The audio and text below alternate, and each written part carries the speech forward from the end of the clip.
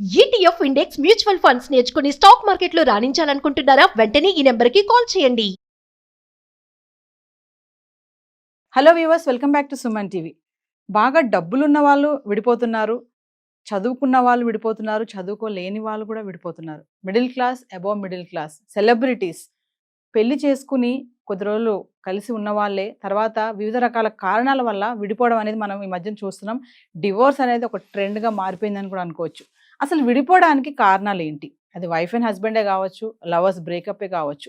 అసలు రీజన్స్ ఏంటి, ఎక్కడ సమస్య వస్తుంది? దీనిపైన మాట్లాడడానికి ఈరోజు మనతో పాటు ఉన్నారు life coach and entrepreneur Sandeep Raj Varma. సార్తో మాట్లాడదాం. నమస్తే అండి. నమస్తే మ్యామ్. సందీప్ గారు, విడిపోవడానికి అసలు ఎక్కడ కారణం ఉంటుంది? అంటే ఏం మిస్టేక్ చేయడం వల్ల విడిపోతున్నారు అంటే ఒక్కరు కాదు, ఇక్కడ ఎడ్యుకేట్స్ కానీ, నాన్ ఎడ్యుకేట్సే కానీ, సెలబ్రిటీసే కానీ, మంచి హైఫైలో ఉన్న వాళ్ళు కూడా విడిపోతున్నారు, మనం చూస్తున్నాం.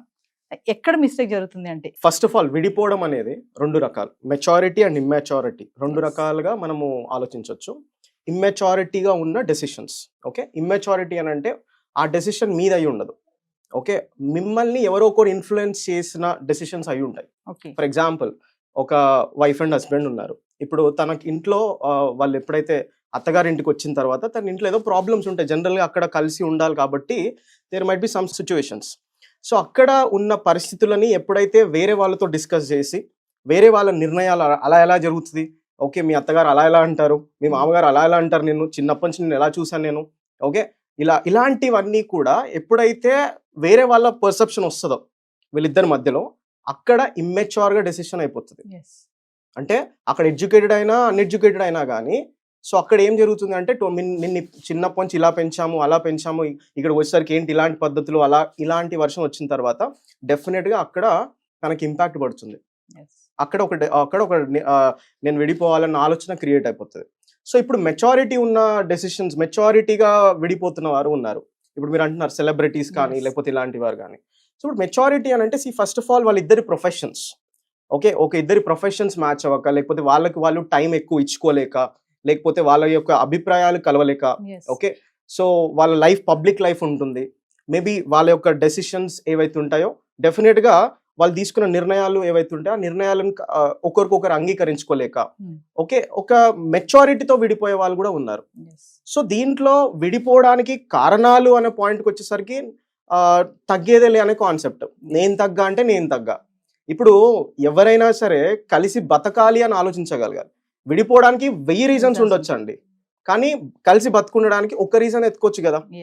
పెళ్లి కానంత వరకు ఒకరికొకరం తిరగాలి, ఒకరికొకరు సినిమాలకు వెళ్ళాలి, షికార్లకు వెళ్ళాలి, అక్కడికి వెళ్ళాలి, ఇక్కడికి వెళ్ళాలి, ఇంత బాగుంది రిలేషన్. అది కానీ పెళ్ళయ్యాక ఎందుకు అది మారింది, రివర్స్ అయిపోతున్నారు. ఎందుకు అది మారుతుంది?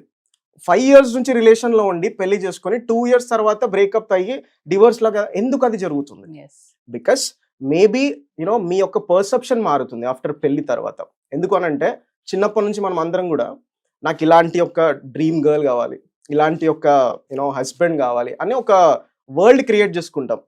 సో మనం ఎప్పుడైతే పెళ్లి చూపులకి లేకపోతే ఇలాంటి కాలేజ్ టైంలో లవ్వో ఏదో జరిగినప్పుడు వాళ్ళలో ఏంది అని అంటే ఆ డ్రీమ్ వరల్డ్ మీ మైండ్లో ఏదైతే క్రియేట్ చేసుకుంటారో ఆ మైండ్ కి కనెక్టెడ్ గా ఉండేటట్టు ఉంటారు ఆ పర్సన్, ఓకే. ఓన్లీ ఏదైతే ప్రొజెక్షన్ వాళ్ళు ఏదైతే మనకు ప్రొజెక్ట్ చేస్తారో అది మాత్రమే మనకు తెలిసి ఉంటుంది. రూపాయికి 2 రకాలు ఉంటాయి, అటువైపు ఉంటుంది ఇటువైపు ఉంటుంది, రైట్. మనం ఒకటే వైపు చూస్తాం అనమాట, ఆ రెండో వైపు చూడం. ఎప్పుడైతే ఆ రెండో వైపు ఈ మనిషి చూడడం స్టార్ట్ చేస్తాడో, ఆ నెగిటివ్ యాంగిల్ ఏదైతే చూడడం స్టార్ట్ చేస్తాడో అక్కడ నచ్చకపోవడం అనేది స్టార్ట్ అవుతుంది. సో ఒక మనిషిలో మనం ఏం చూడాలండి, ముఖ్యంగా మనిషిలో మంచి ఉంటుంది చెడు ఉంటుందండి. ప్రతి మనిషిలో ఆ మంచి చూడాలి చెడు చూడాలి కదా, రెండు చూడాలి. నేను మంచి మాత్రమే నేను యాక్సెప్ట్ చేస్తాను, చెడు నేను యాక్సెప్ట్ చేయను అని అంటే it doesn't work out. A relationship అయినా వర్కౌట్ కాదు. ఇప్పుడు నేను విడిపోయే వాళ్ళందరికీ నేను ఒకటి చెప్తాను, మీ అమ్మ నాన్నని గమనించండి ఒకసారి. మనకి బిగ్గెస్ట్ టీచర్స్ ఎవరంటే మన అమ్మ నాన్ననే. ఒకసారి చూడండి వాళ్ళని. మీ అమ్మ నాన్న ఎప్పుడు గొడవ పడలేదా? ఎప్పుడు ఫైనాన్షియల్ గా ప్రాబ్లమ్స్ రాలేదా?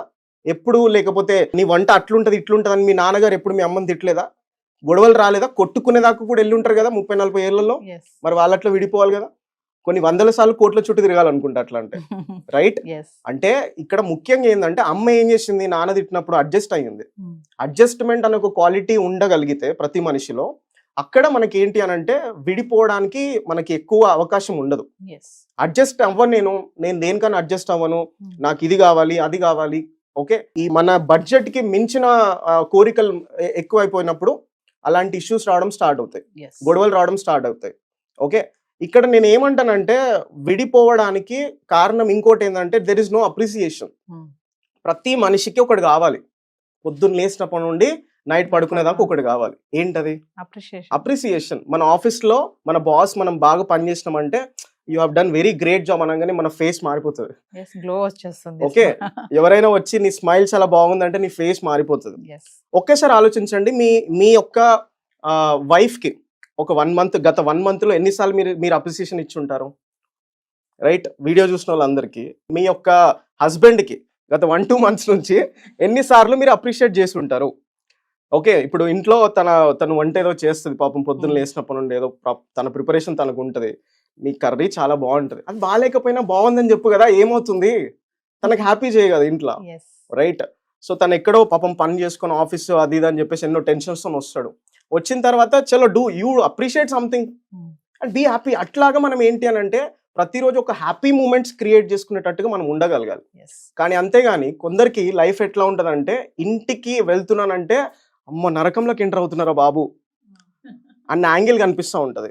యాంగిల్ ఎవరు క్రియేట్ చేశారు?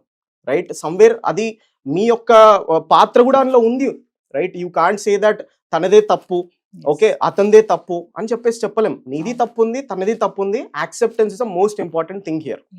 That's what I can say on this. అంటే ఇప్పుడు మీరు అనే మాటలు బట్టి చూస్తే కోఆపరేషన్ కానీ అండర్స్టాండింగ్ కానీ అడ్జస్ట్మెంట్ కానీ లేకుండానే ఉంటున్నారు రిలేషన్ లో అని అంటారా present? There are few relationships అండి ఎంత బ్యూటిఫుల్ ఉంటాయి తెలుసా.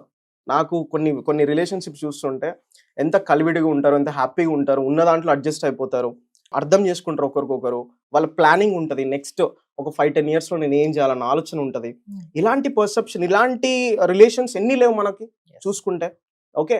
But at the same time there are other relationships ఎట్లా అంటే అమ్మ ఇంత అసలు వాళ్ళని చూస్తేనే భయం అవుతుంది, పెళ్లిళ్ళు చేసుకోవాలంటే భయం అవుతుంది అనేది ఈరోజు ఒక కాన్సెప్ట్ ఉంది చాలా మంది అబ్బాయిలకి. ఓకే, ఎందుకు భయం ఉంది అని అంటే కొన్ని చూస్తుంటే పరిస్థితులను చూస్తుంటే భయం వేస్తుంది. కొంతమందిని చూసినప్పుడు ఇంకా పెళ్ళే వద్దు అనుకుంటారు, భయం అవుతుంది. ఇప్పుడు 25 to 30 ఉండే వాళ్ళు ఈ ఏజ్ లో చూసుకుంటే పెళ్లిళ్ళకి వెళ్ళాలంటే భయపడుతున్నారు.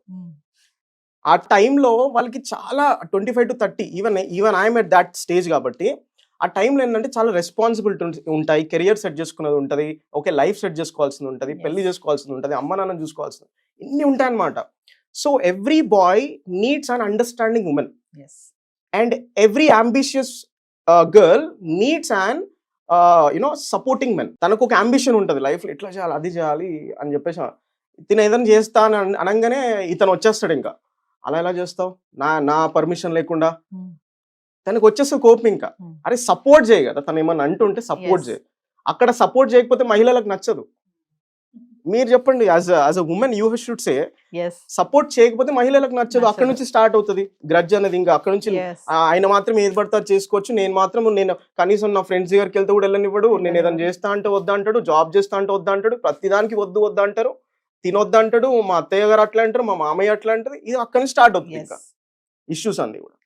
సో ఇవన్నీ కూడా మనకి ఏంటి అని అంటే ఒకరినొకరు అర్థం చేసుకోవడం, ఒకరినొకరు అండర్స్టాండ్ చేసుకోవడం అనేది కూడా కనిపిస్తుంది మార్కెట్లో. అట్ ది సేమ్ టైం ఈ రకంగా కూడా మనకి నెగిటివ్ ఎగ్జాంపుల్స్ కూడా ఉన్నాయి. ఆ నెగిటివ్ ఎగ్జాంపుల్స్ ఎందుకు అవుతున్నాయి అంటే చిన్న ఉంటాయండి వాళ్ళ రీజన్స్, చిన్నది. మొన్న నేను ఒక ఇన్సిడెంట్ చూసా. ఓకే, వాళ్ళు పెళ్లి చేసుకున్న తర్వాత 3 years ఆల్మోస్ట్ 3 years కలిసి ఉన్నారు. హైదరాబాద్ ఇక్కడికి వచ్చి కలిసి ఉన్నారు. ఎందుకు గొడవ చెప్పమంటారా? తను మనము వంట ఇదంతా చేసిన తర్వాత చెత్త ఉంటది కదా, ఆ చెత్త అనేది బయట పడేయలేదని గొడవ, డస్ట్బిన్ తీసుకెళ్ళి బయట వేయలేదని గొడవ. దానికి గొడవ అయిపోయి ఇంకా పెద్ద అట్లా వాళ్ళ పేరెంట్స్ వీళ్ళ పేరెంట్స్ ఇంకా మా కూతురు అట్లా కార్యక్రమం అది ఇది అక్కడ దాకా వెళ్ళిపోతుంది. అంటే మీరిద్దరు కరెక్ట్ ఉండకపోవడం వల్ల మీరిద్దరికే ప్రాబ్లం కాదు, అక్కడ మీ కుటుంబం కూడా ఇంపాక్ట్ అవుతుంది. అక్కడ వాళ్ళకి కూడా వాళ్ళ టైం వేస్ట్, వాళ్ళ ఎనర్జీ వేస్ట్. ఒక్కసారి ఆలోచించండి, పేరెంట్స్ అనే వాళ్ళు తన కూతురు సంతోషంగా ఉండాలని అనుకుంటాడు, తన అబ్బాయి సంతోషంగా ఉండాలని అనుకుంటారు. ఇద్దరు గొడవ పడుతున్నప్పుడు ఎట్లుంటారు వాళ్ళకి? ఇద్దరు వైపులో కూడా ఎప్పుడైతే పెళ్లి అనే కాన్సెప్ట్ వస్తుందో ఇక్కడ అమ్మాయి వైపు నుండి అల్లుడు కాదు మీ ఇంటికి తెచ్చుకునేది, కొడుకుని. తనని ఒక కొడుకులాగా చూసుకోగలగాలి, అల్లుడు లాగా కాదు. ఓకే, అండ్ ఎప్పుడైతే మీరు మీ ఇంటికి కోడల్ని తెచ్చుకుంటారో కోడల్ని కాదు తెచ్చుకునేది, కూతుర్ని తెచ్చుకుంటున్నారు ఇంటికి. ఎప్పుడైతే తనను ఒక కూతురులాగా చూసుకుంటారో there is no problem in that. Perception మారిపోవాలి. అల్లుడి నుండి కొడుకు అనే పర్సెప్షన్ కి రావాలి, ఎస్. కోడల నుండి కూతురు అనే పర్సెప్షన్ కి రావాలి. అయిపోయా, మీకు ప్రాబ్లమ్స్ రావు. అంటే కలిసి ఉండడానికి రీజన్స్ కాకుండా విడిపోవడానికే రీజన్స్ వెతుక్కుంటున్నారు అంటారా? అఫ్ కోర్స్ కలిసి ఉండడానికి మనము ఒక్క రీజన్ చాలు ఎందుకు కలిసి ఉండాలి. భగవంతుడు ఇద్దరిని కలిపాడు అని అంటే there is a strong reason behind that. It is not just like that, ఏదో ర్యాండమ్ గా కలవం కదండి.